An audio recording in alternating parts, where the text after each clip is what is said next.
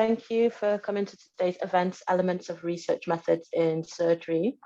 Today's event is hosted by MU Pleven's very own Mr. Aparajaya Shankar. He's an intern physician at Georgi Stransky Hospital here. For those of you who are not familiar, it's one of the teaching hospitals here in Pleven, Bulgaria. He's also a council member of the Association of Medical Students of Bulgaria, or AMSB for short. And he's a member of the group of Public Health and Policy with the European Student Think Tank.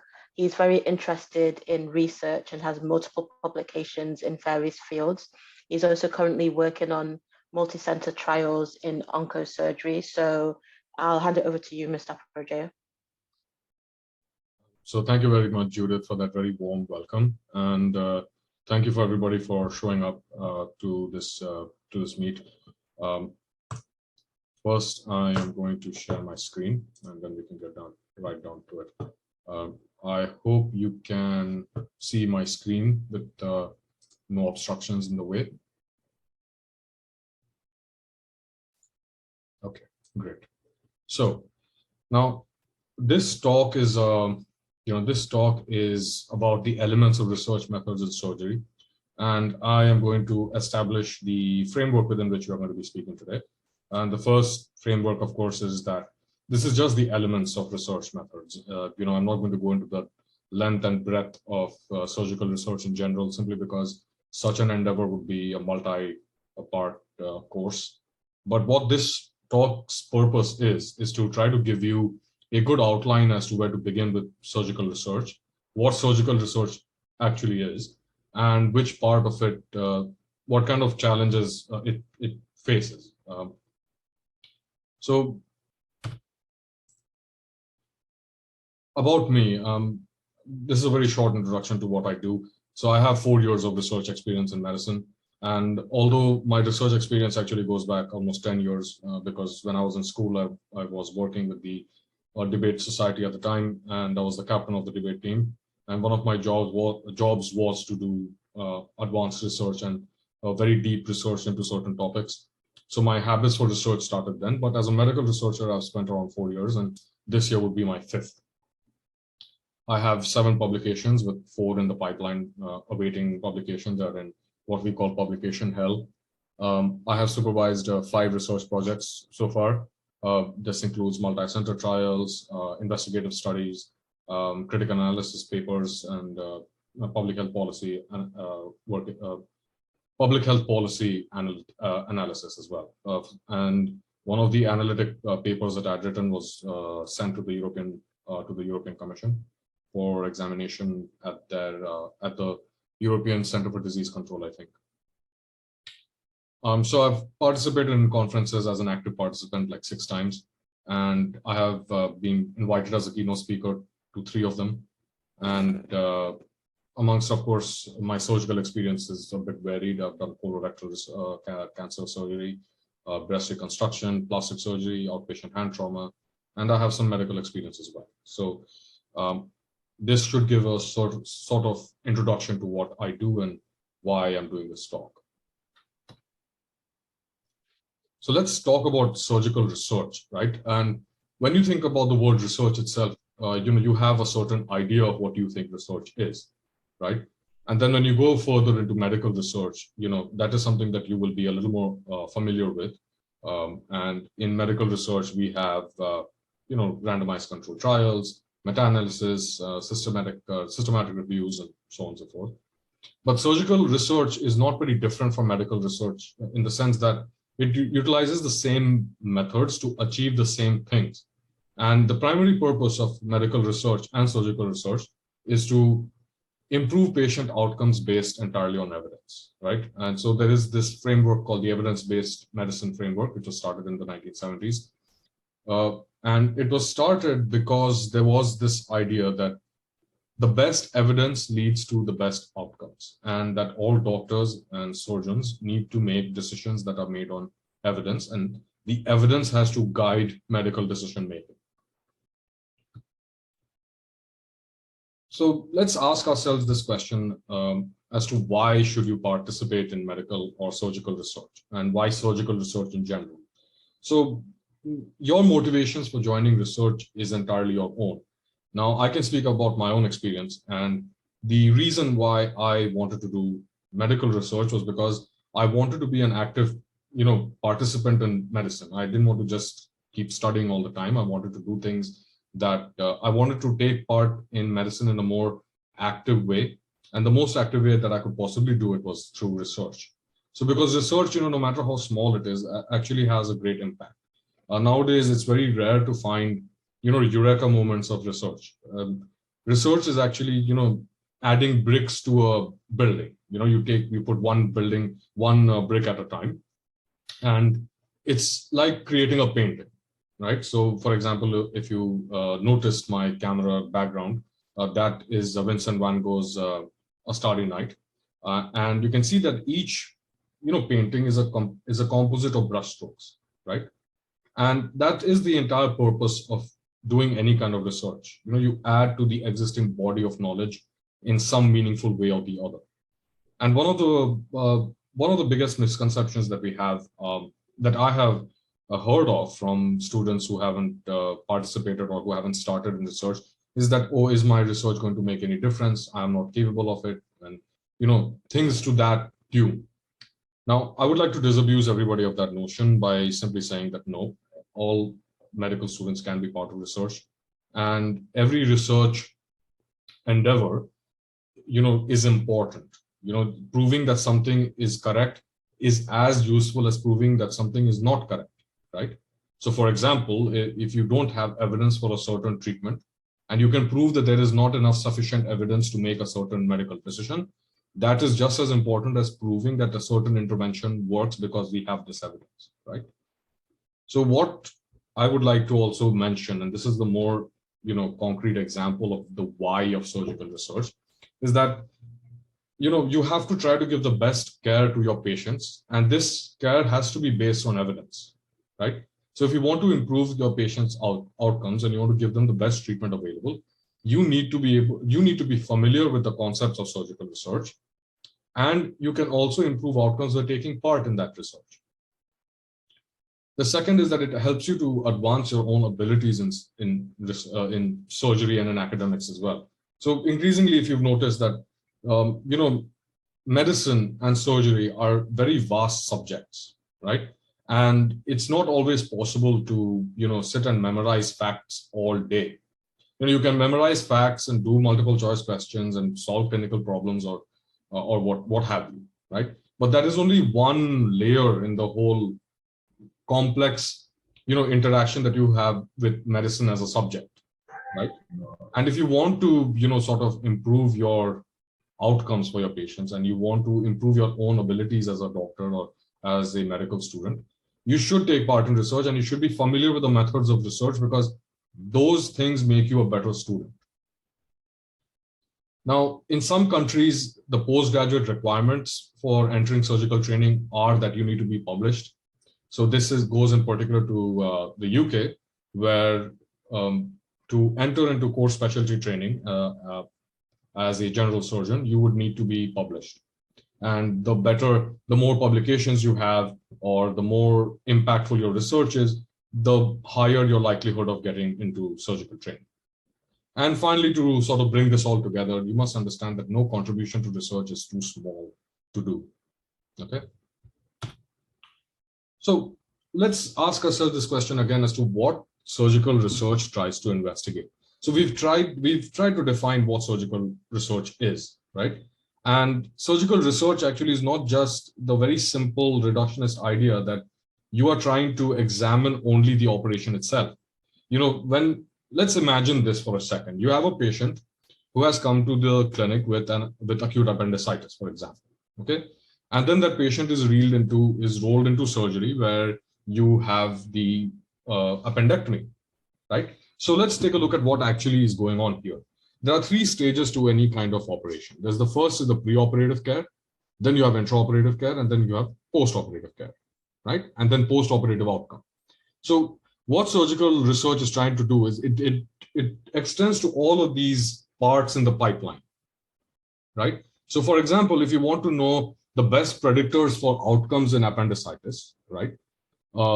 for example, the Ronson-Harris score. It came about because scientists or surgical scientists essentially analyzed all the preoperative data of patients who had acute appendicitis, and then measured which one of them would have better outcomes and assigned scores to them.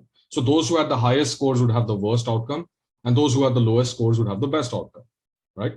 And we still use the Ronson-Harris criteria to assess every patient who comes in with symptoms of acute appendicitis, to rule out sepsis and to try to see what corrections do we need to take in the perioperative period. So surgery, increasingly surgery has become a very precise science in the sense that it's not only about the surgeon operating. Yes, of course, the surgeon operating is a very important part of surgery itself, but it's also about choosing the best patients and choosing the best, the best procedures, right? So this is what surgical research is trying to investigate as well.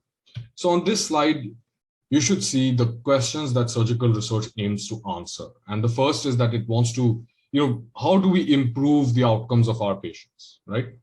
And you have to understand that evidence are the bricks upon which the foundation of medicine is built, right? And good evidence is something that cannot be replaced by anything.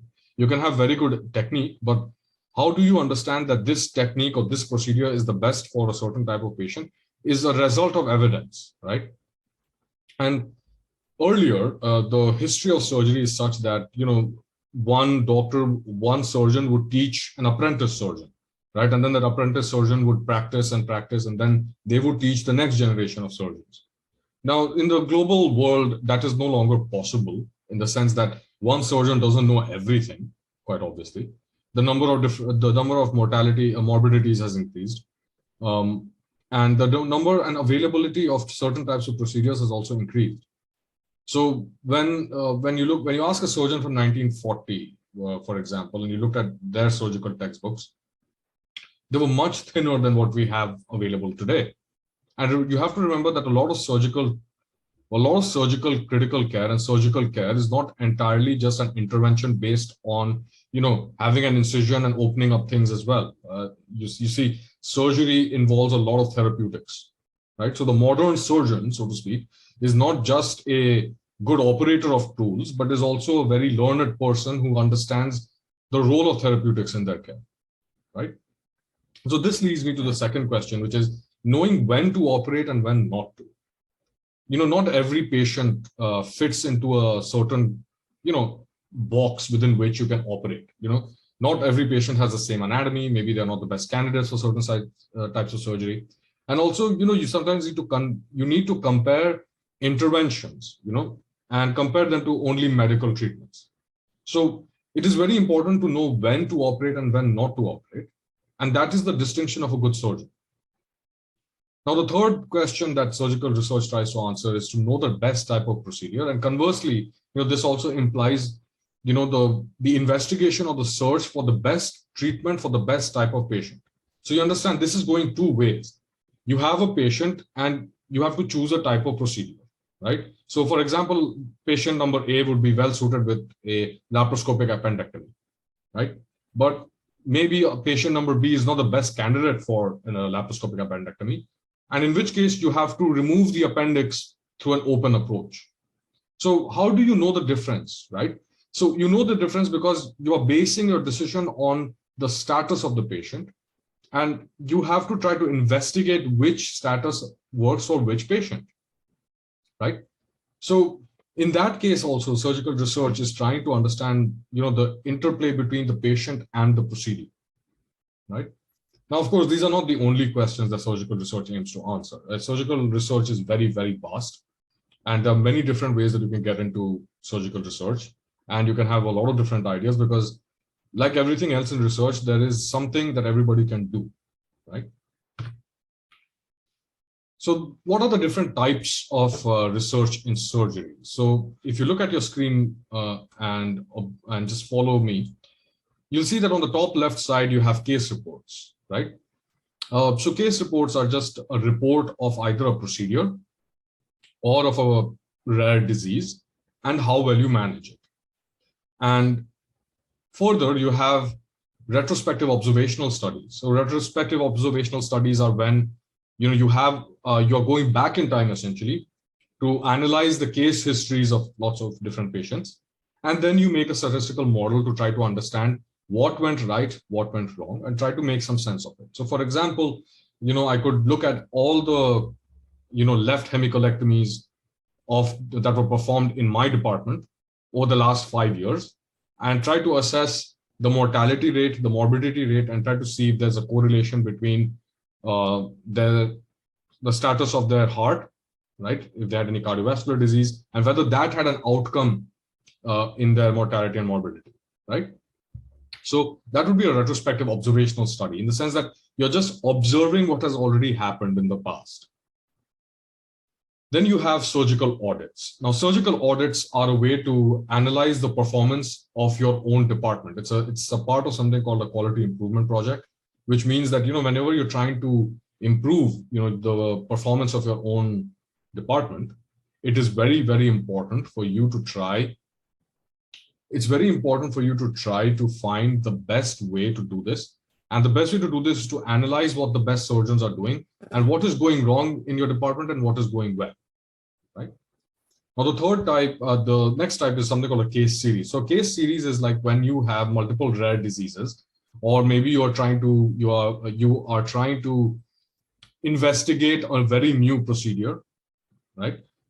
What you can do is to do a case series. So you treat all the patients with, say, a robotic surgical approach for something, and you make a series of case reports that you publish in a journal, and you try to investigate that, okay, this is what we did over 8 patients, and this is the new approach that we used, and this is why we used it, and these are our outcomes. Now, case series actually form a very large, not a very large, but I would say that this case series are a very good way to do a PhD in surgery as well, right?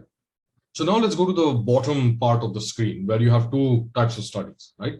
On the left-hand side, you have the randomized control trial, which is one of the highest modes of evidence you can find in the hierarchy of evidence-based medicine. And on the right-hand side, you have something called the prospective cohort study. So remember when we talked about the retrospective observational trial, which is you looking back in time. A prospective cohort study is when you start analyzing in the present. So for example, I will examine every patient with who needs a left hemicolectomy over the next 6 weeks. And I am going to analyze everything about them. What is their blood pressure like? Did smoking status have an effect on their mortality? Was the operation successful? Was the success of the operation based on the type of technique we use for closing, making an anastomosis or not?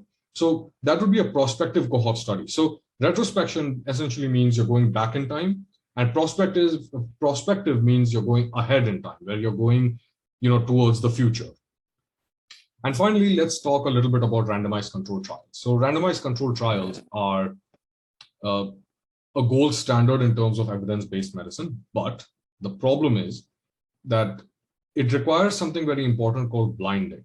So you have 2 groups of patients. One is a control group, and one is the group that is being given the intervention that you're trying to test, right? So let's take an example. In a medical randomized control trial, you would have a control group which is being given a placebo, and you're comparing them to people who are getting drug number A to see whether drug number A is effective for a certain disease. Now, the process by which you blind the patient, you don't know which patient has been given a placebo, and the patient doesn't know it either, and you don't know which patient is receiving the actual treatment until after the trial is over, right? It could be anywhere between 6 months to a year, and at the end of the trial is when you remove the blinds, and then you can see, okay, this patient had, like, this many patients were given the placebo and this many patients were given the drug that you're trying to test. Now, this is done to reduce bias, right? So one of the biggest things about bias is that I want to prove a drug works. I am more likely to select patients for whom this drug is more likely to work based on my own experience, right? So in order to prevent that, we put all patients through a randomization. And we'll get back to this in a couple slides, and we'll see the problems with randomized control trials in surgery itself. So now that you've understood the basic idea of what types of research projects there are, I want to talk about some factors that you can consider before you start your own project, right? So these are the factors that determine essentially how well a research project is likely to succeed. Now, this is not entirely for surgery as well. It could be for medical research. It could be for basic science research projects as well. So the first question you must ask is that, are you as a student able to take full responsibility for the project? The second is, does your hospital have an existing support structure for research? So for example, are there other research trials going on? Is there somebody at the hospital who has, experience in research, right? Is there a professor who is administering a multi-center trial? And third is whether you yourself have the support you need to conduct a project. So, will you get time off to do the project? Will you have access to the data or not? If you need to speak to the patients and, take information from them directly, will you be allowed to do it or not? So these are the factors that essentially that sort of influence whether a certain research project is possible or not. And this is valid for every kind of research project, regardless of whether it's in basic sciences or it's in medical research or in surgical research. So at this point, let's talk about how surgical research is actually different from medical research, right? Because if you look at all the methods of surgical research, they're very similar to medical research as well. So surgical research and medical research often use the same research methodology, right? So you can have a case report in dermatology, but you can also have a case report in plastic surgery, right? You can have a prospective cohort trial for the treatment of psoriasis, and you can have a prospective cohort study for the treatment of colorectal cancer, right? But let's try to ask as to how surgical research is any different. And if you have any ideas, please do feel free to put them in the chat. But let's go further. So surgical research has a few problems in the sense that it has some challenges, right? So the first challenge is that of time. Now, if you are aware of any surgeons, you will know that most surgeons don't want to take time off of operations, because most operations are known to be successful because they are, at any given time, they could be the best management for any patient, right? And surgeons don't always have the time to, conduct a research project. So this in itself, sort of reduces the number of surgeons available to give support to a research project or conduct one on their own. Now, the second point after that is something called surgeon experience. So how do we understand surgeon experience, right? One thing you must understand is that if you take two surgeons, one say from India and you take one from Bulgaria, and you ask them to treat something very common, like let's take the common example of the acute appendicitis where you need to do an appendectomy. Now, the surgeon from India, right, he has more experience with open appendectomies, right? Because surgeons in India have, this is objective truth, that surgeons in India have more experience with open appendectomies, and they'll be able to do it. But in Bulgaria, an open appendectomy is done very rarely. Nowadays, mostly we perform a laparoscopic appendectomy, right? Because we have the tools for it. So when you ask the two surgeons to give their opinions of which kind of approach they would use, each surgeon is going to rely on their own experience. And that is a fact of life for across the board in surgery, right? A plastic surgeon would tell you that, okay, managing a brachioplasty, which is, the repair of the brachial plexus for post-ganglionic brachial plexus injuries, each plastic surgeon has their own methodology for it, including, using nerve transfers, right? So the kind of nerves they would use is different for different plastic surgeons, and it also depends a lot on the institution where they're working. So if there's an institutional way of doing a certain type of procedure, then the surgeons who are training in that institute will gravitate towards that procedure, right? Now, the third is data collection limitations. Now, not every country in the world has very good or a very strong central data collection or data management system for electronic medical records. Many countries don't use this kind of thing at all, right?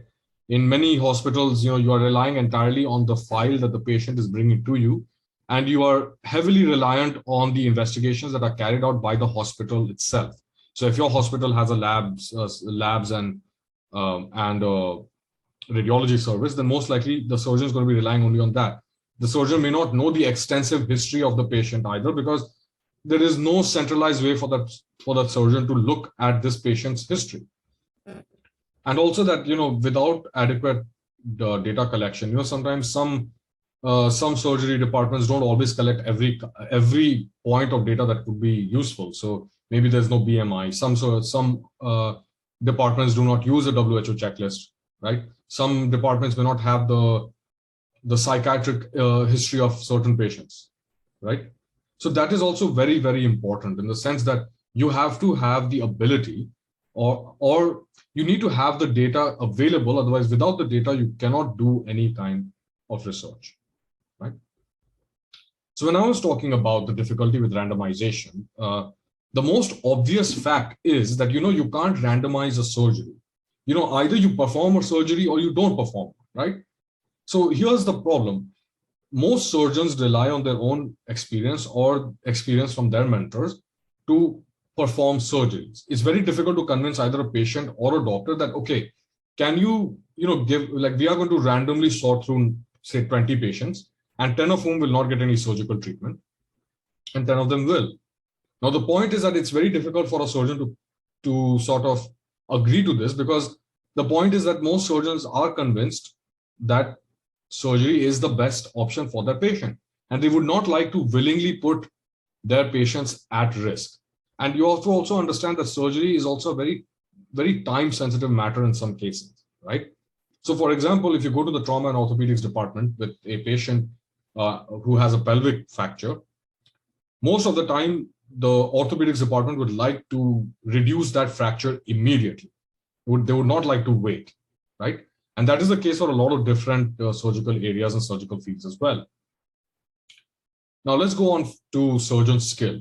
Now, there is no universal way of analyzing surgeon skill, right? So India has different standards for surgeon skill assessment. So in India, for example, you need to do a 2-year postgrad degree to be considered a general surgeon, right? And then you can do like fellowships and super specialty training.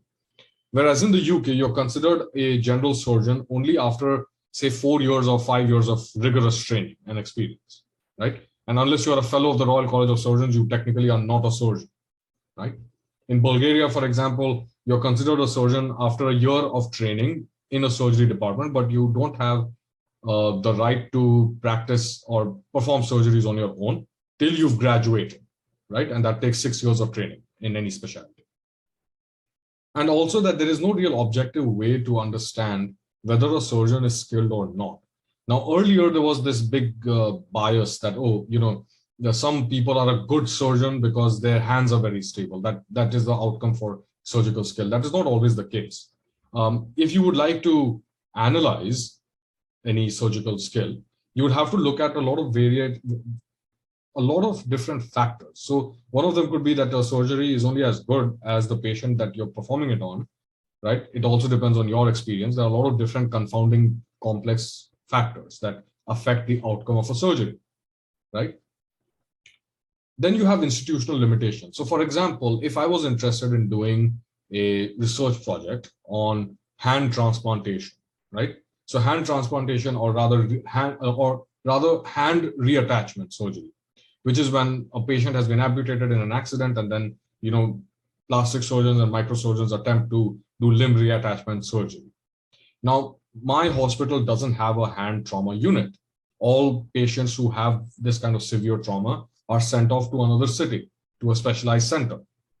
So quite obviously, it will not be possible for me to do a project on hand trauma, right? Because we don't manage the hand trauma, some other hospital does. So you get my point. So if, for example, if you want to assess robotic surgery or the outcomes after robotic surgery for a certain type of patient, but you don't have the robotic surgery equipment, then the type of research project that you can do is very, very different, very different, and it could be difficult as well. Now, the final challenge that I would like all of you to sort of pay attention to is the fact that surgical interventions are really complex, right? A lot of different factors go into what makes a operation or a procedure successful or not, right? So it could be anything from the patient's weight, the patient's own anatomy, the stage at which they're presenting, time to presentation, surgeon skill, surgeon ability, resource availability, and whether the patient has access to post-operative care and rehabilitation. So off the top of my head, I can name you 6 or 7 different factors that affect surgery or affect any single procedure done on a patient. But in reality, there are lots of different things that are coming into play, right?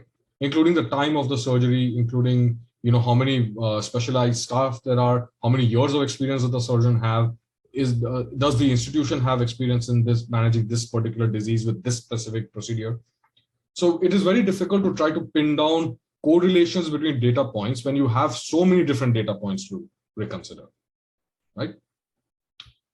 So with that, let's go on to the next section, which is the escalator of complexity. Now, I've been in medical research for around 4 years, and this is my 5th year.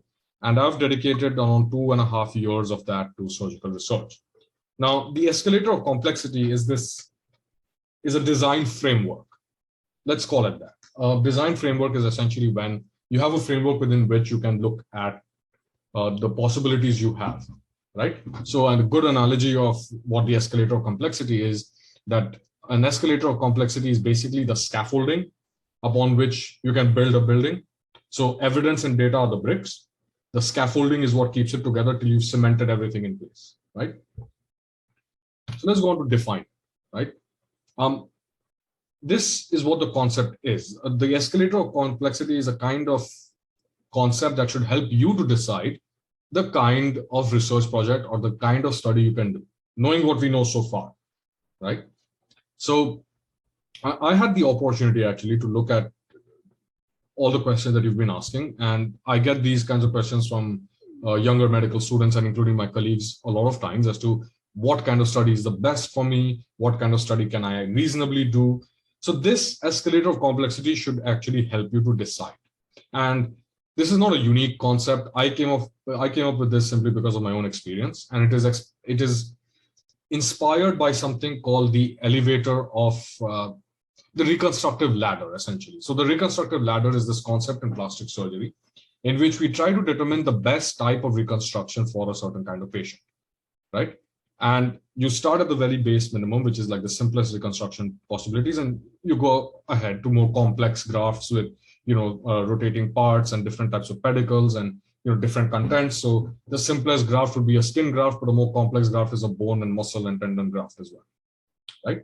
So inspired by that, I came up with this idea, and let's define it together. So the escalator of complexity is this conceptual design framework which determines the kind of surgical research project that you can do. And this is entirely based on the interplay between different factors. Now, an obligatory message that I would like to tell everybody is that, look, it is entirely based on my own experience.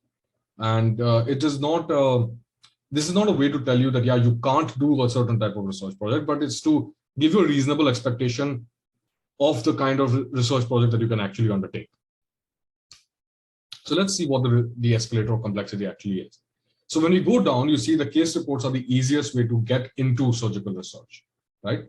So case reports are the best way to get into it. And the way you would go about doing a case report is by going and speaking to the residents at the surgical department, or you can go and speak to the professors who are, teaching surgery at your university.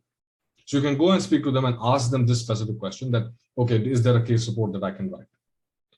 And from there, you can go to more advanced and more difficult levels. So a case report is relatively easy. And a case series is a series of case reports, right? Then you have retrospective observational studies, surgical audits, and finally the randomized control trial. Now, randomized control trials, like I said before, are very difficult to do because you can't really randomize patients. There are some methods of doing it, right? So one of the methods that an ENT research project did was that they were trying to repair middle ear fractures and comparing that with non-surgical outcomes, just a wait and watch approach, right? So what they did was that they made a small incision, but they only performed the next steps of the surgery in 10 patients, and they let the other 10 patients be. So they made an incision and they just closed it without doing anything further. Now the patients didn't know which whether they had had the operation or whether they didn't have the operation. And after say 3 months, they were followed up, and then they were told, okay, this patient you didn't have an operation. We've just done an incision and just closed it. And this patient and another patient was told that yes, you've had the operation, you've done the full thing, and this was analyzed. Now, in general, yeah, for a minor surgery, it is okay, especially for treating something like Meniere's disease, right, which has effects only on the quality of life in the short term. But for major surgery, where it could be life-saving, doing this kind of blinding is next to impossible. And the ethical framework that you would need would be very, very difficult for you to convince any ethics department that, yes, I would like to randomize patients in this way. So supposing now you're a 3rd year, 4th year, 5th year student, right? I would say that doing a case report, a case series, and a retrospective observational trial are the 3 things that you can actually do. Now, there is one type of research project that I have not mentioned throughout this talk, and it's been like 40 minutes and I haven't talked about it. So if anybody knows, you're free, please feel free to type it in the chat, and we'll see how many of you are actually aware and awake right now. So if you know the research project that I have not mentioned, you can type it in the chat and I'll get back to it, to see which ones of you have. Now, when we go to more advanced levels, right? So for example, a surgical audit. Now, surgical audits can take elements of prospective cohort studies as well, right? So a surgical audit is something that could be, so for example, if a few other countries, different countries can come together and form a audit framework, and each hospital can do an audit, or each department does an audit of itself, right? And then you compare it with the nation, right?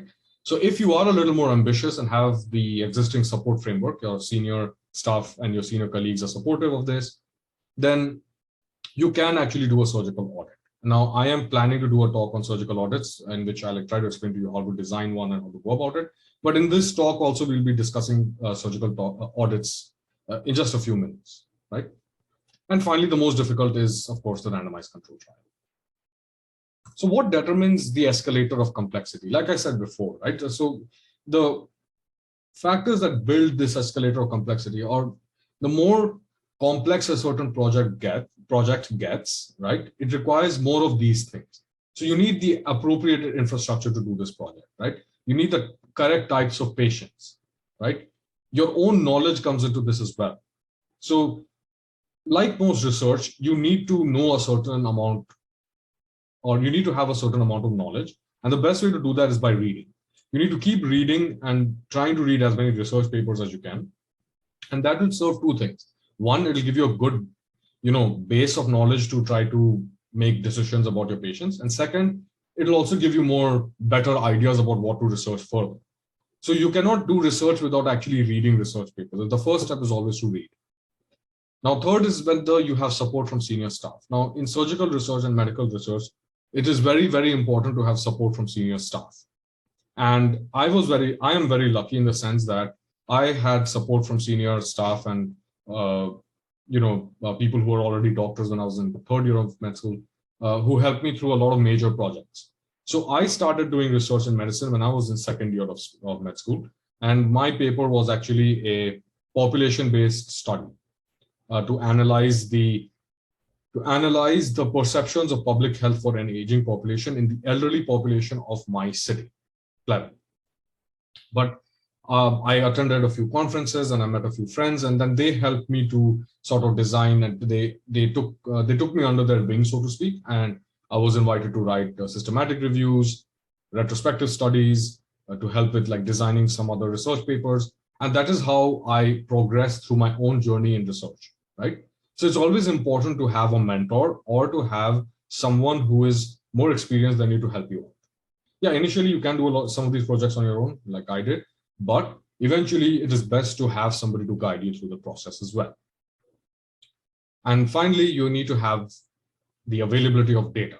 Data is the central part of any research project and any research endeavor.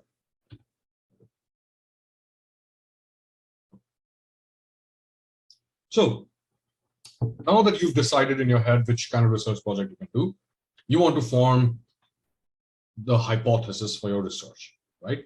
So in order to make this easier, there is this protocol called FINER. It's a FINER framework or FINER protocol. And this is just a small acronym for hypothesis formulation, which is feasible, interesting, novel, ethical, or relevant. Now we'll go into what those words actually mean. So the first thing is, an idea is only feasible if it can be brought to fruition. So an idea, you can have a lot of good ideas, right? A good idea is very different from an idea that you can actually do. A realistic idea and a good idea are not always the same thing. You have a good idea, but it may not be realistic for you to do. So you have to ask yourself, okay, what do I mean by a study? What do I mean by feasible? Go back to the escalator of complexity and look at whether this idea that you have is something that you can actually do, right? So for example, if I wanted to do neurosurgical research, unfortunately, it is not possible at my department because my hospital doesn't have many neurosurgical patients. Most of the neurosurgical patients are sent to some other hospital. So that means that this study that I had in my mind about understanding the difference between, say, post-traumatic concussion syndromes and elevated intracerebral pressures in patients over the age of 50 or whatever, I can't do this because I don't have the patients for it, right? Now, the second thing is whether a research project is interesting or not. Now, interest is a very subjective matter. What is interesting for me may not be interesting for you. And the converse is also true. So what is interesting for you may not actually be interesting for me. Now, the third is novel. Now, when we talk about new ideas, right? A new idea doesn't necessarily mean that the idea has to be started from scratch, right? You have to build on existing research. So a new way of looking at the existing research is also just as fine. You have existing research projects and you want to, sort of flip the perspective and look at it from a different angle. That counts as a new or a novel way of looking at things. Now, this is the most important thing that you must understand. All research projects must be ethical. Now, you have to remember that all of these research projects that we do, especially in surgery, they are all being done on a patient, right? And you have to stop yourself from doing, in your enthusiasm for research, you cannot risk patient safety, okay? Patient safety and what is best for the patient is still more important than getting published, okay?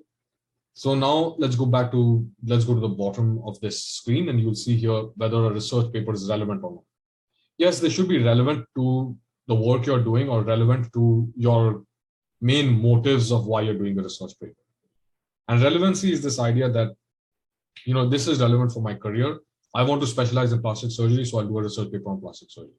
But it's very interesting to do a research paper on cardiovascular surgery. I may not do it because it's not entirely relevant to me right now. So this is called PICO. Now, I have looked at the chat and there were two people who answered the question and they did say something called a cross-sectional study and a prospective cohort study. Well, great. A cross-sectional study is a good way, but what I was talking about was literature reviews.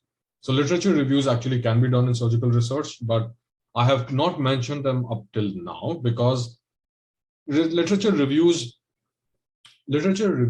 require you to take a lot of time, and there are very good methods of doing them, and I'll be covering them in a later talk as well. So, but if you want to do a literature review, right, how would you go about it? So it's not just for literature reviews, but also for designing your own study of any kind. Look at the PICO framework.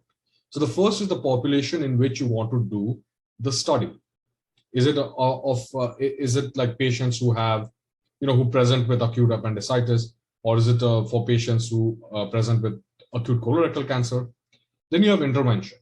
So which intervention what intervention are you trying to examine? Are you trying to examine a robotic approach to the left or right hemicolectomy? Or are you trying to look at a non-surgical intervention, right?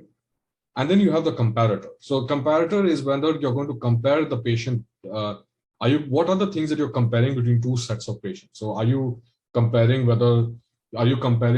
those who've undergone surgery versus those who haven't? Or are you looking at some other data that, okay, of all the patients who have undergone, say, a left hemicolectomy, how many of them had heart disease and how many of them did have heart disease? So in that case, your comparator would be the heart disease or the presence of heart disease or the severity of heart disease, right? And then finally, you're looking at outcome. Now, outcome in most research is defined by two things. One is a hard endpoint, which is more common. So you determine 30 days as the most relevant time period within which you can count and you can directly attribute complications to the operation itself. So supposing if a patient was operated on today, you need to see what happens to them within the next 30 days. And at 30 days, are they alive or not? Have they gone in for surgery again? Has their anastomosis failed? Do they have a surgical site infection? Now, this is not a very hard and fast rule. It's just a generalized, generally accepted rule, because in some cases, you can look for outcomes for 90 days or a year as well. In large studies for chemotherapy, we look at the 5-year survival rate, which is essentially you're looking at their outcomes at the end of 5 years, right? So that should tell you what the outcomes are like, or the outcome time period. And then what type of outcome are you looking for as well is also very important. So this is a concept that I want all of you to understand. It's called equipoise. So equipoise is this concept in medical research that, without equipoise, you can't really do a randomized control trial, right? So what happens in equipoise is that you are trying to prove that, to the best of your knowledge, two treatments are equal, right? Treatment A and treatment B are equal, and the treatment A is not worse than treatment B, right? And you need to establish equipoise for the simple reason that without equipoise, you can't get ethical approval, right? So for example, let's say that I'm trying to compare, amoxicillin, which is an antibiotic, with doxycycline for the treatment of respiratory infections. Now I need to know through the best of my abilities that yes, okay, amoxicillin and doxycycline are safe for the patient and they're more or less equal in efficiency. One is not worse than the other, right? And the reason why you need to establish equipoise is so that you know that you are not knowingly subjecting patients to harm, that you're not giving them something that you know has a lot of complications or is not good. And if you know that a certain drug is not effective, you can't keep trying to research that same drug and comparing it with as many drugs as you want. So for example, if I knew that doxycycline was killing 10% of my patients, I would not be allowed to keep studying doxycycline, right? So that is equipoise. Now, when we juxtapose equipoise in surgery itself, the point is that equipoise is very difficult to prove in surgery, right? For the simple reason that surgeons rely on their experience to make decisions for patients, including the types of surgery that they can do. So what ends up happening is that, let's take a very small example of a humeral head fracture, right? So the humeral head fracture is a fracture in the humerus, right?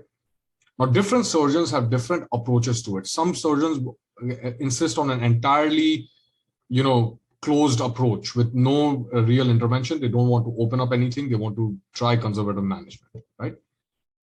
But other surgeons are equally convinced that, that we must do a open reduction, with surgical realignment or whatever.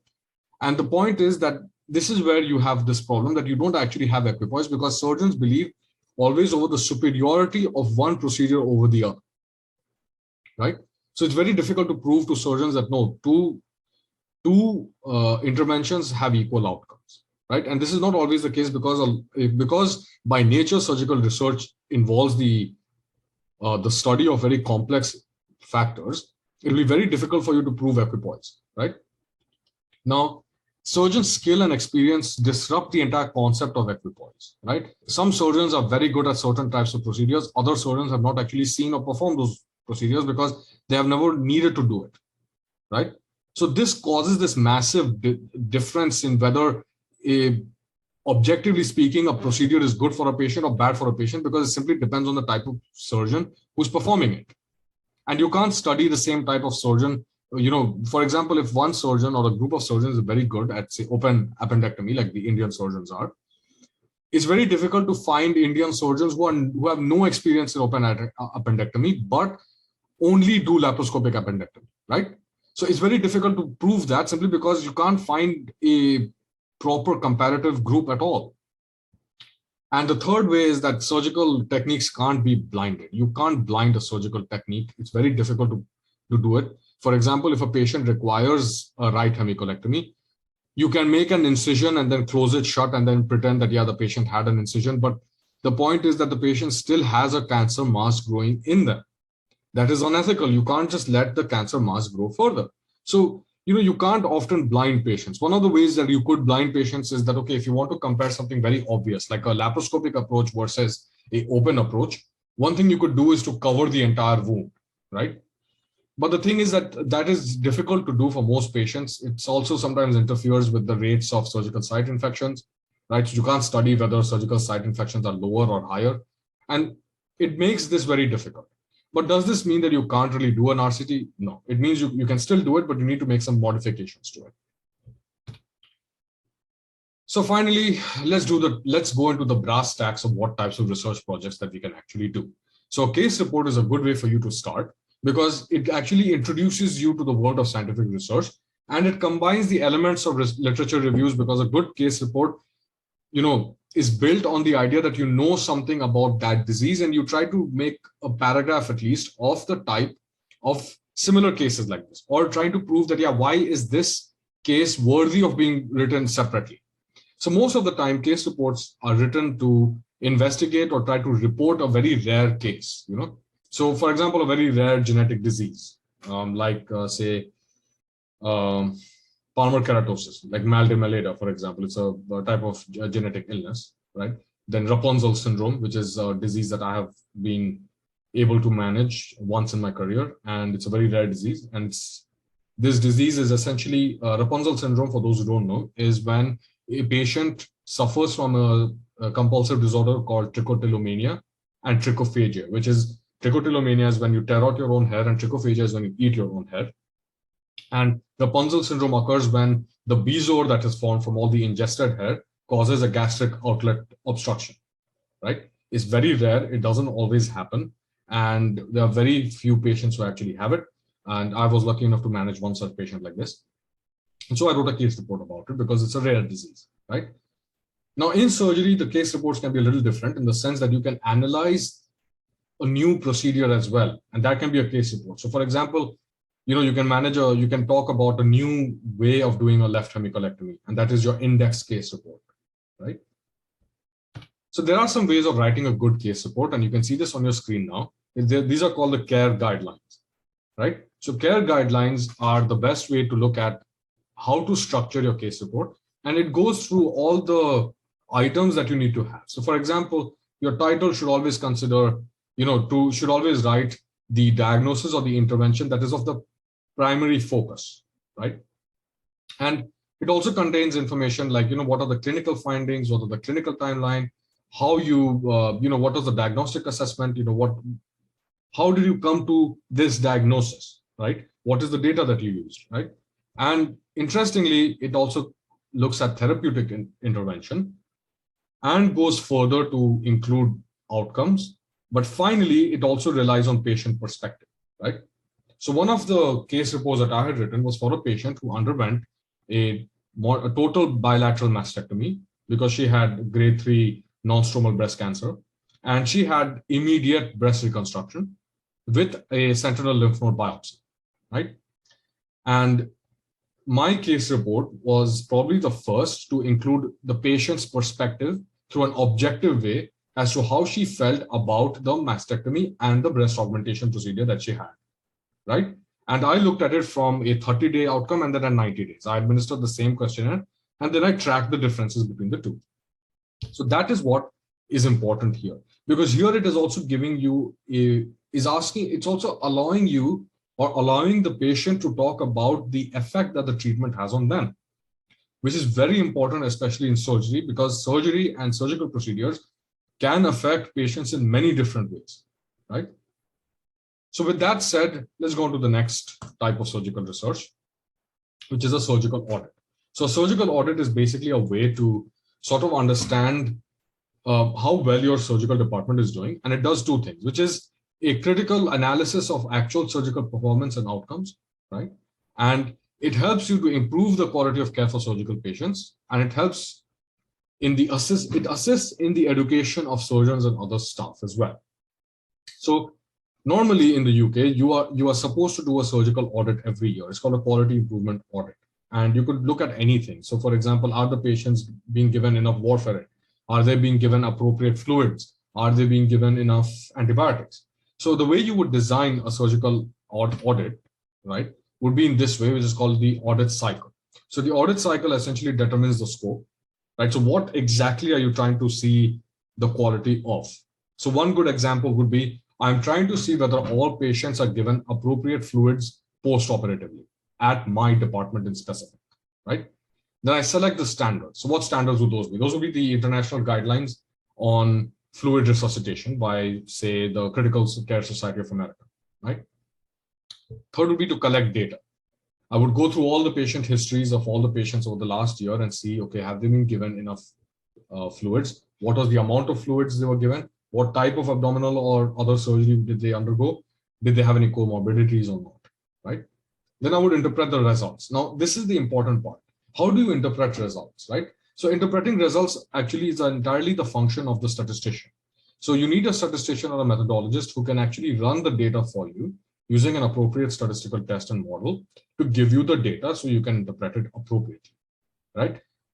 Now, surgical research, just like everything else, relies heavily on statistics. So there are some common statistical tests like Wilcoxon's and CHI tests and Student's t-test and so on and so forth. But that is a matter for another topic, because statistics have become very, very specialized. And it's okay if you don't know any statistics, because statistics are difficult to perform. And to date, I don't usually perform statistics myself. In my research teams, I always have a statistician or a methodologist who will help me to analyze the data. And finally, the purpose of the surgical audit is to make changes. So for example, if I discover the patients are not being given adequate amounts of fluid, I will write down a guideline to say that, yes, all patients should be given appropriate fluids. Patients who, say patients with a certain comorbidity in specific are not receiving enough fluid, so they need to be given this, and that maybe we need to overall increase the amount, say, of Ringer's lactate that we are prescribing to our patients, right? So this is the audit cycle.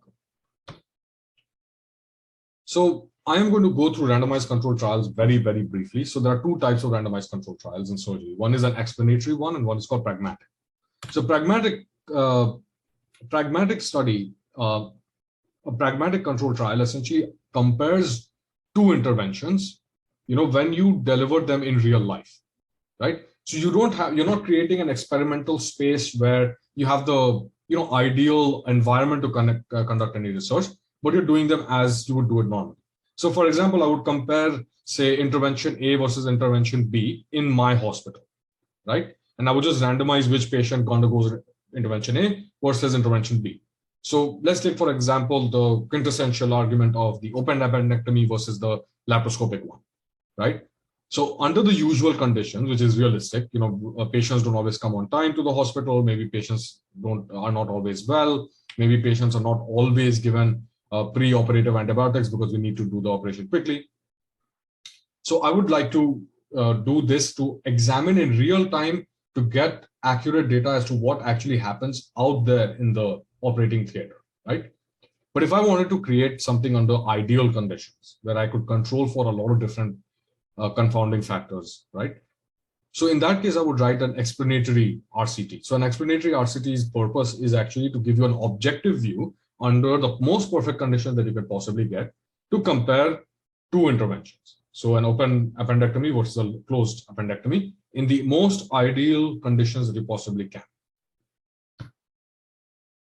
So the RCTs are also, based on these four characteristics. So the first is that, RCT should be designed to include either you're trying to prove the superiority of one outcome versus the other, right? And you can also do something called an inferiority study. So you want to try to prove that, yes, this procedure is completely inferior to another procedure. And very rarely do you have something called an equivalence study, in which you try to prove that a surgical intervention A as compared to surgical intervention B, there is no difference. And those are very rare, because usually in realistic terms, one is always better than the other. And the outcome measurement should have either a 30-day or a 90-day endpoint, and your outcome should be very clearly defined as well.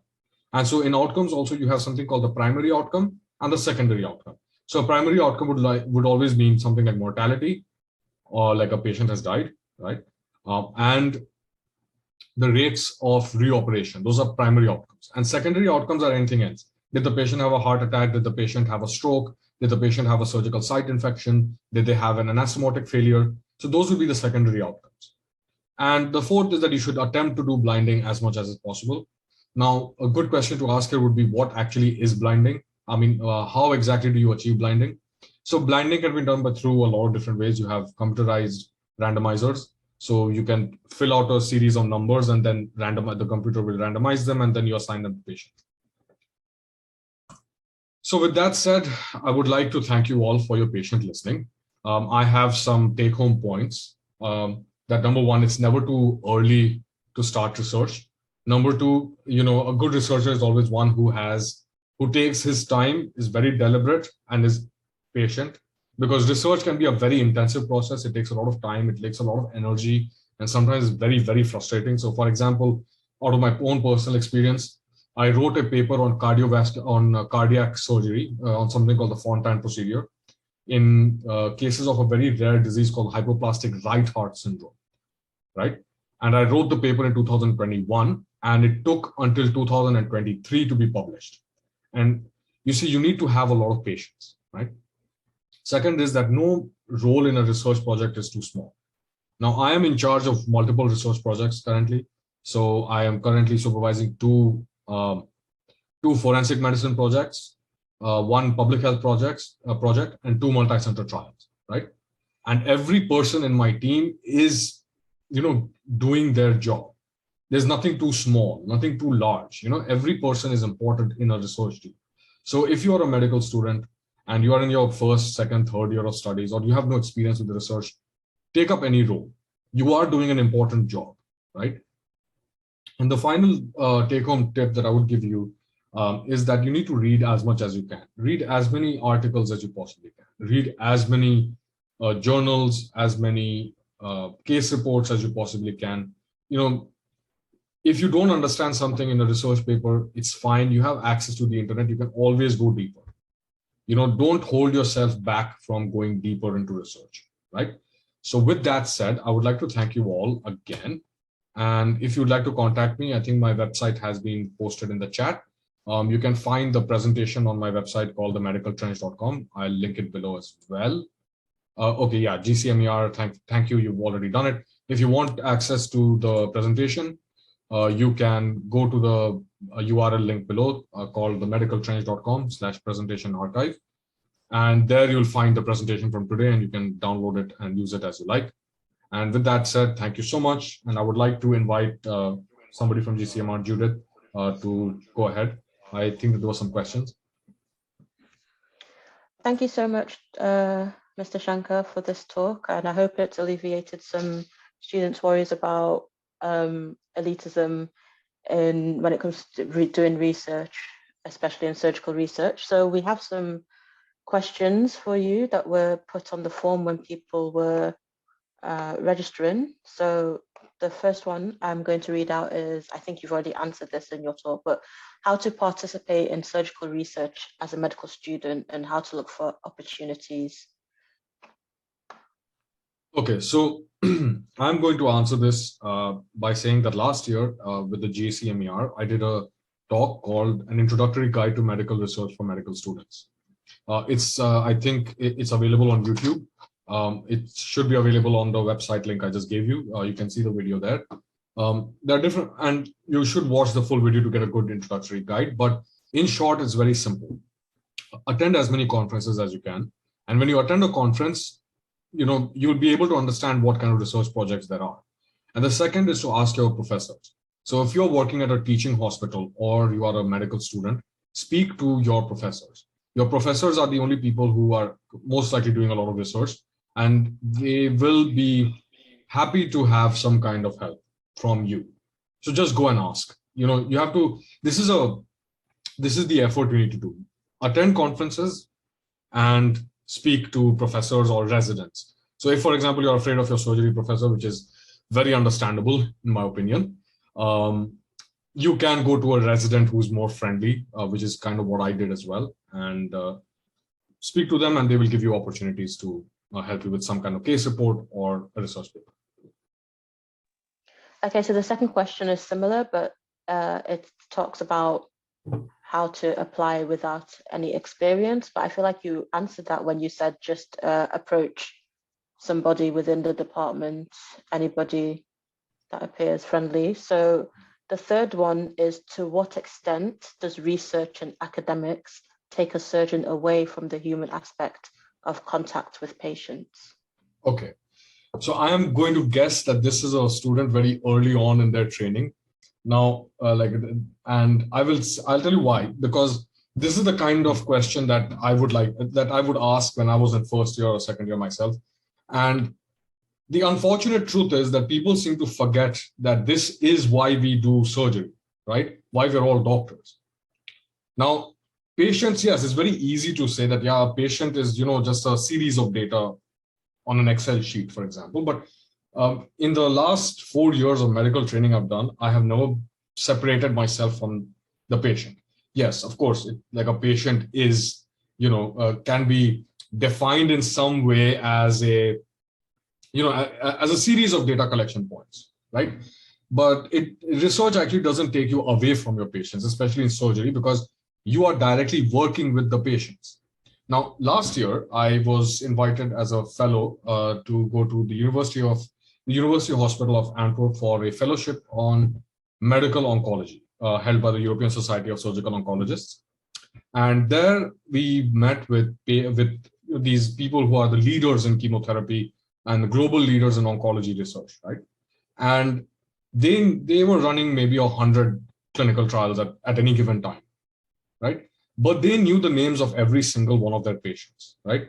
They were trying new immunotherapies, but they knew the circumstances of every patient. They knew the names of every patient. They knew, what the patient's concerns were. So the point is that if you want to be a good doctor and a good researcher, right, always remember that, yes, the reason why we reduce people into numbers is because it's easy to calculate, but that's where it ends, right? Your connection with the patient does not go away. And yeah, of course, in my experience, I have lost a few patients, right? I'm aware of patients dying. It happens all the time, especially when you work in something like oncosurgery and hand trauma and like trauma in general. So the thing is that over the last few years, like there's not a single patient that I don't remember. They don't become this, cloud of data at all. They're still a person, right? But you have to remind yourself that the reason you're doing this research is so that it doesn't happen again, so that it doesn't happen to someone else, right? It doesn't happen to the thousands of other patients you're going to have, if not a million other patients, right? So that is one of the most important things about medical research. And I'm glad this question was asked, because very few people ask about the human aspect of medicine in medical research. And you have to remember that you are not, you're not doing research on numbers, you're doing research on the patients. That is a very important distinction to make. And it's a distinction that you must always remember. So yeah, I hope that answers your question, whoever you are. Okay, so another question is there a chance that people could work under your mentorship? Well, I am very flattered by whoever asked that question, that you hold my experience in such high regard. Now, I would like to say yes, there is a possibility, but you'll have to wait for a bit because I am very busy in the upcoming couple months. But if there is such a case, then I will be working with GCMER on seeing if we can do something there. So keep watching the GCMER space, and I'll probably be working with them. So yeah, and again, thank you very much for that very flattering assessment of my abilities there. Okay, so the questions of similar. I'm sorry, Judith, like your voice is cut off.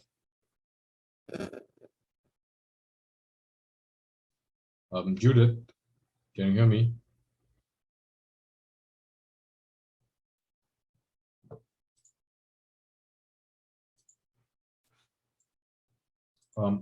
Judith, can you hear me?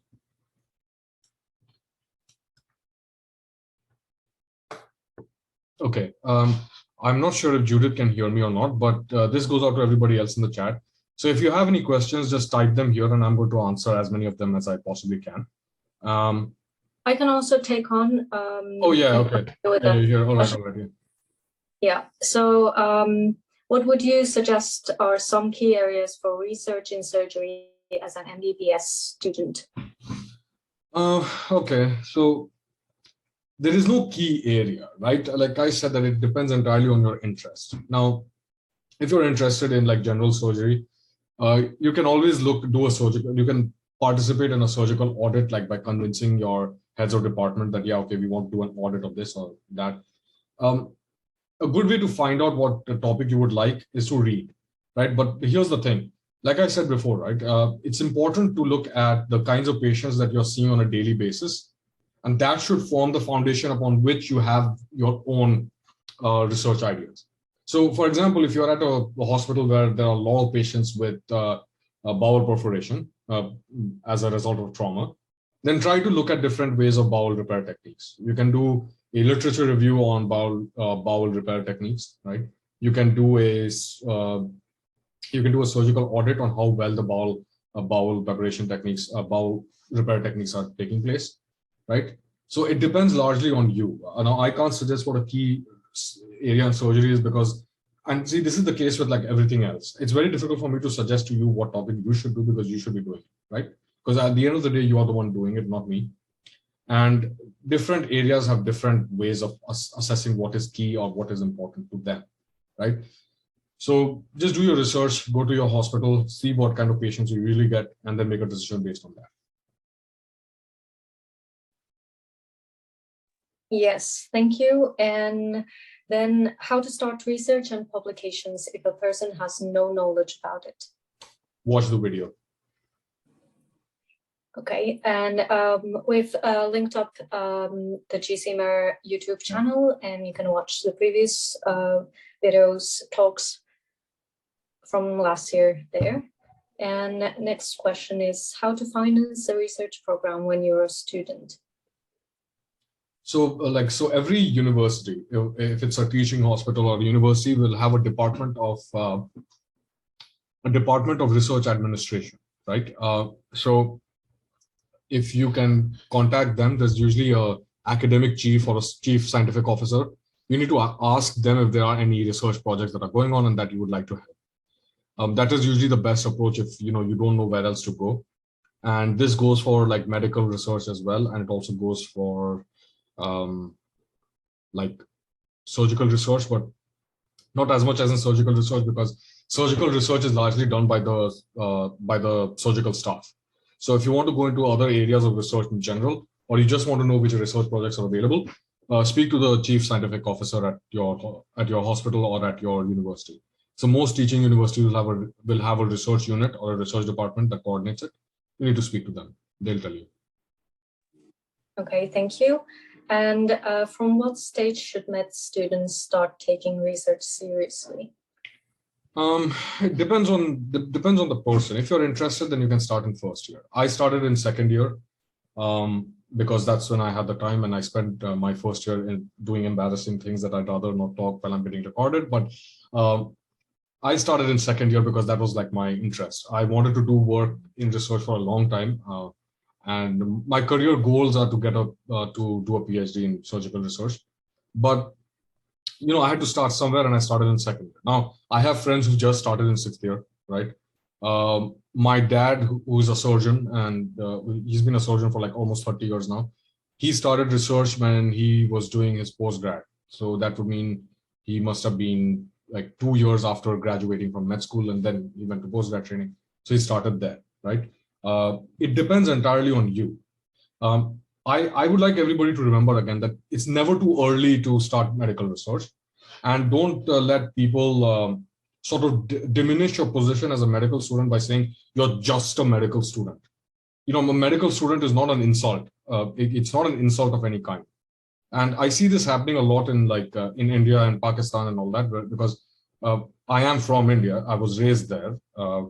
I've seen these horror stories. I've talked to a lot of my friends as well, where as a medical student, you're treated like you are garbage, or you are like some kind of annoyance to the department.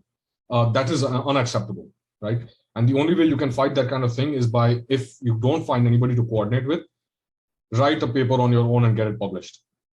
And the only way to do that is by contacting other people, like, organizations like GCMER, for example.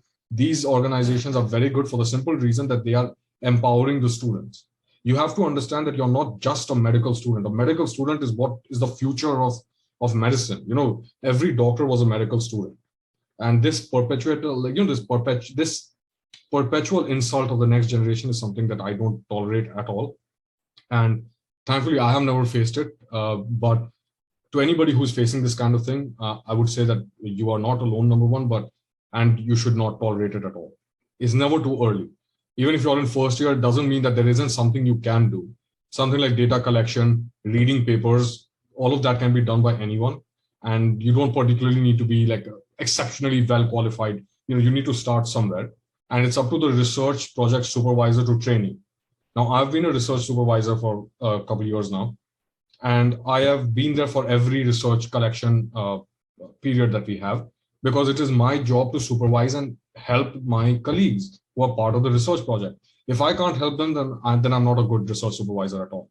It doesn't matter how many papers I can get published, but if my colleagues don't come out of the research experience as a experience that is helpful for them, then in that case, I've failed at my job. And so I would say that to anybody who's looking for leadership in medical research, you need to follow that as well. So yeah, I hope that answers the question as well. Thank you so much. And we have a question from Mahnur Saeed, that research opportunities for students during med school, but I think that's covered. Yeah, it's covered. Yeah, you guys watch the video. That's all. Yeah, and then can a sample size of 220 work for 15,000 population? Okay, so this is a very simplistic question, and unfortunately, I get asked this all the time. Okay, so it depends on what the 15,000 people are. Now, whenever you're trying to do a population study of any kind, right? Look at your original population, right? And then your sample population, and your sample population should have the same demographic proportions as your original population, right? So a simple way to answer this would be that, supposing 15,000, it sounds like a university campus, I think, right? Or a city. It's a city. So what kind of people live in a city? So you have the elderly, you have the young adults, you have children, and people between the reproductive age, and you have males and females, right? So supposing that in your city of 15,000 people, you are trying to study the number, like, for example, let's say there are like 30% of the city is full of women between the age of 18 to 22, right? So that would mean there's like 5,000 women between the age of 18 to 22. Now, the sample size that you've generated of 220 people, 30% of that should be young women between the age of 18 to 22. Otherwise, that is not a representative sample, right? So, for example, like supposing every person in your 222 person sample group was only women between the age of 18 to 22, you can't make any kind of meaningful research out of that, because it is not a proportional representation, right? So it largely depends on what you're talking about when you're talking, what are your selection criteria, for example.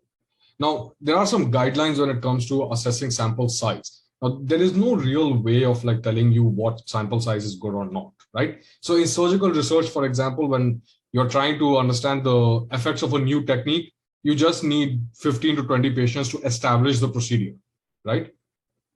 As a sort of like, this is a new procedure, you just need to do it on 15 to 20 patients. But if, for example, I want to test the outcomes of some very established procedure, like an open appendectomy, right? Then I would have to include like 1,000 patients, 2,000 patients, 3,000 patients, and so on and so forth, right? So there is no real way to tell you. If, for example, you're doing a public health related paper, one thing is that you need to have proportional representation, which means that try to look at demographics and see that the sample size that you've taken is kind of sort of similar to the original population. Otherwise, you can't juxtapose. If I want to understand the levels of, say, oral contraceptive use in the number of people in a city of 15,000, and I take 200 men and say that, oh, out of these 220 men, no one is taking oral contraceptive pills, and then I say no one in the city is taking oral contraceptive pills, that would be nonsense, for the primary reason that number one, men obviously don't take oral contraceptive pills, right? Only women do.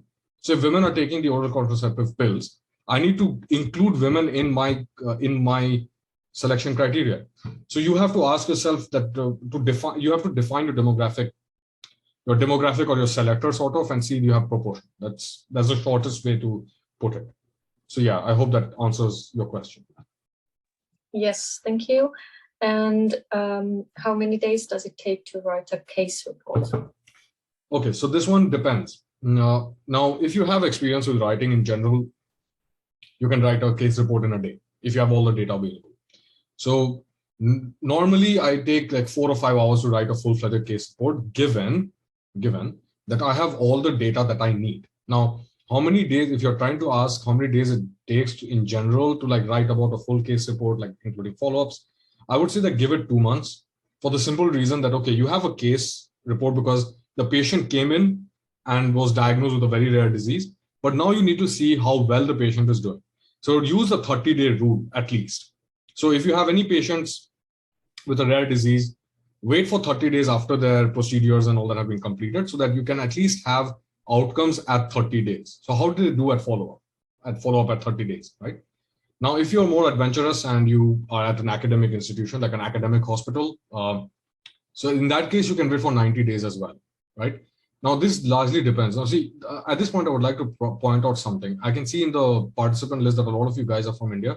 So in India, what has happened is that unfortunately, you can't do follow-ups of patients.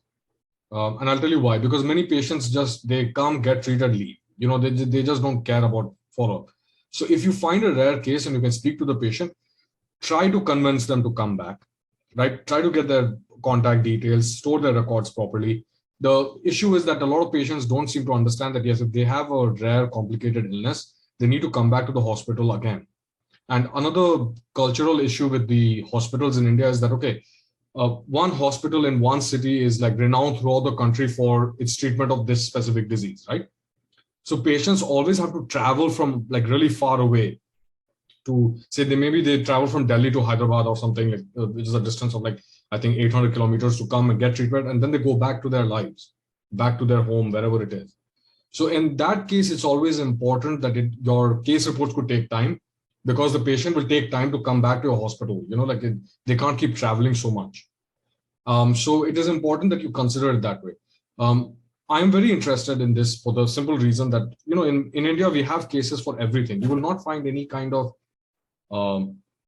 you will find cases for literally every disease you can think of, right? But the only problem is that you can't do follow-ups. So I would like all of you to focus on ensuring that your patient understands that they are a part of a case report, right? That this case report is being written to anonymize them, that this will not be identifiable in any way, and that this case report can help somebody else with the same disease, right? That is the entire point. And you need to take their contact number so that they can be contacted. You can even give them a phone call after like 30 or 40 days and ask them how they're doing. And in my experience, whenever I've done follow-ups for patients, like, after 30 days, 90 days, 6 months to a year, they're very happy to hear from their surgeon, because at least they know that their surgeon or the part of their surgical team actually cares about what's happening to their patient. So call your patients back, basically, and try to make sure that you can do follow-ups. In a case report, I would say reasonably try to give yourself 2 months to write it, like from the start of a case to the follow-up. The actual writing part, once you have the full details, like when you go to the care guidelines site, it'll only take, it gives everything as subheadings and stuff like that, so you can write it down. The actual writing bit will not take you that long, and then it'll take you, say, another 1 or 2 days for your supervising physician to like look at it and approve of it or add changes to it, and then you can submit it at any time. Okay, thank you. Yeah. And I think it's the last question. Okay. Any research topic suggestion for neurosurgery? Not really, but if you want to a good place to look, there is a series of journals called Frontiers in. So this Frontiers in Neurosurgery, that is a good journal to like start your research from.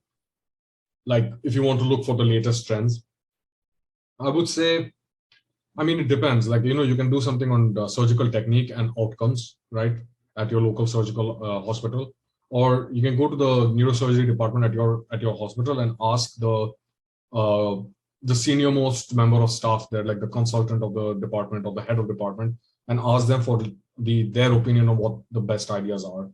That is usually a better way to generate it. And then read, just read. I would say that spend 1 month reading everything you can about neurosurgical research that exists. Go to PubMed, type neurosurgery or journals of neurosurgery, and read. Then you may come up with an idea that you can do. So yeah, that I think should answer it. Thank you so much. And we have a question for GCMER, that how to join GCMER. We're gonna send a link for, I think Judith sent it. It's the recruitment link, and you can join us. We have many positions available: secretary, PR head, and yeah. So the first link is the feedback form. So in order to obtain your certificate, please fill in the form, or you will not be getting the certificate. And then the second link, as Elahe said, is the recruitment form for those who are interested in the various positions we have available. You can always contact us on our Instagram as well, or contact GCMER on Instagram in order to find out what those positions entail. But other than that, do you have anything else left to say? I don't have, but thank you so much, Mr. Shankar. It was very interesting, and I learned a lot. Well, thank you very much for having me. Thank you so much. Thank you guys for coming. Please fill in the form. And I'll just send the Instagram account name, username to the chat. It's gcmer.hq, and GCMER Bulgaria also has Instagram. It's gcmer.bulgaria. You can follow us there, and we have many events to come in the future months. Thank you.